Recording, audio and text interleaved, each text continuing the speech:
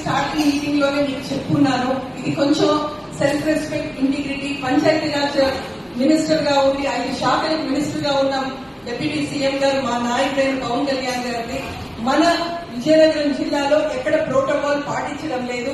అది నేను కలెక్టర్ గారి దృష్టిలో కూడా పెట్టున్నాను. మీ దృష్టిలో ఇది మొదటిసారి అది రెక్టిఫై చేస్తారని ఒకటి. రెండో విషయం సార్, రెండోది ఇంకోటి మా గురించి కూడా మేము మాట్లాడుకోవాలి.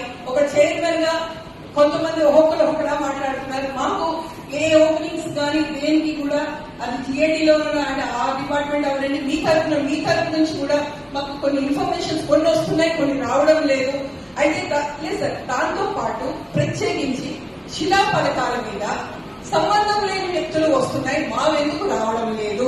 అది పంచాయతీరాజ్ అవన్నీ కలెక్టర్ గారికి స్వయంగా ఒకదాన్ని వెళ్ళి ఒక న్యూస్ చేయడం నాకు ఇష్టం లేదు. అందుకు ఇది మేబీ మిస్ అవ్వచ్చు, నెగ్లెక్ట్ అవ్వచ్చు, but this should be taken as a priority basis. మేము కూడా ప్రజల కోసమే కదా, ఈవెన్ చైర్మన్లు అయినా సరే, ఎమ్మెల్సీలు అయినా, డైరెక్టర్స్ అయినా, ఏదైనా సరే ఎంతమంది అంటే 10 మందిని వేయండి. ఎందుకు మిస్ అవుతుంది?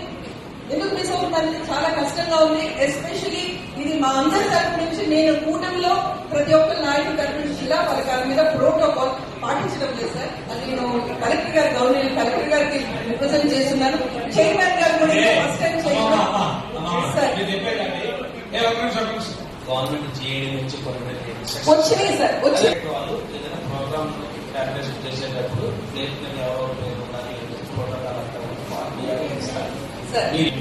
పెట్టాలని కానీ ప్రభుత్వం నుంచి ఏమైనా గైడెన్స్ వచ్చుంటే ఇన్స్ట్రక్షన్స్ వచ్చుంటే జీవో రూపంలో కానీ ఆ ఇన్స్ట్రక్షన్ రూపంలో వచ్చుంటే మీరు కరెక్ట్ జీవో పెట్టాను సార్. మీకు కూడా పెడతాను. ఇది ఫస్ట్ క్వశ్చన్ బాధించిన ఫస్ట్ క్వశ్చన్ ఏంటంటే డిఆర్ఓ గారు మళ్ళీ పెడతాం, మళ్ళీ ఒకసారి రివైజ్ చేసుకుంటాం. నెంబర్ 2 రెండోది వాళ్ళు కూడా చెప్పింది ఏంటంటే సంబంధిత తోటలు ఖచ్చితంగా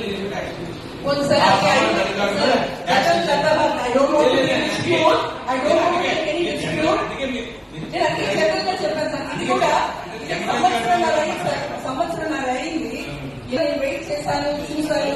అది మేము గవర్నమెంట్ నుంచి కూడా నేను తెప్పించుకున్న జీవోలో కూడా ఉంది ప్రత్యేకంగా సార్. అన్నిటికీ ఇంకా ముఖ్యమైనది మా సంగతి సెకండరీ చైర్మన్ గారికి ఒక్కసారి కొంచెం జిల్లా సర్కార్ ఆల్రెడీ చెప్తున్నా ఒక్క నిమిషం ఉండమ్మా. లెట్ని కంప్లీట్ సమయం లేదు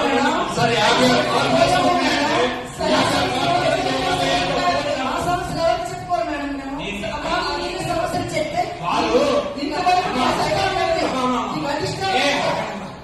మీరు వాటి చేయమన్నా వారు అడిగిన దాన్ని అడిగితే మనం పెట్టమన్నా వారు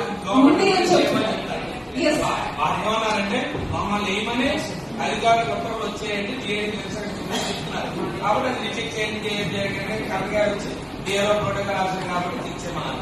రెండో విషయాలు సామాన్య వ్యక్తి ప్రోటోకాల్ ఏంటి ఇచ్చారని అంటారు. కానీ ఆ టైంలో నేను చెప్పాను